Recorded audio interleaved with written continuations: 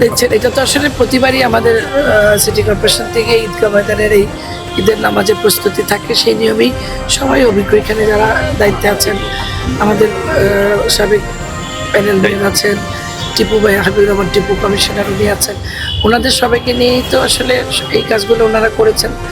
ইনশাল্লাহ আমি মনে হয় যে ঈদের নামাজের জন্য যেটুকু প্রস্তুতি সেটুকু নেওয়া হয়েছে, আর বৈরী আবহাওয়ার জন্য যেটা বিকল্প সেটাও ব্যবস্থা নেওয়া আছে। আর বরাবরের মতো ঈদের যেমন সকাল 8টায় হবে, এখানে আমাদের মেয়েদের জন্য একটা মেয়েরা যেন ঈদের নামাজ অংশগ্রহণ করতে পারে তার জন্য আলাদা করে একটা ব্যবস্থা আছে। প্রশাসক হিসেবে তো আপনাকে এই ঈদগাহ ছোটবেলা আমার আসলে, কিন্তু এই ঈদগাহ আমি না না জনসভা সেটা আলাদা। আমি নামাজ আরো দুইবার এই ঈদগাহ আমি নামাজ কিন্তু পড়েছি। আমাদের আগেও কিন্তু এখানে মেয়েদের একটা আলাদা ব্যবস্থা ছিল। সরাবাই যখন মেয়ের ছিলেন তখন আমি এখানে নামাজ পড়েছি দুইবার। আর বাবার সাথে অনেক ঈদের নামাজ পড়েছি ছোটবেলা।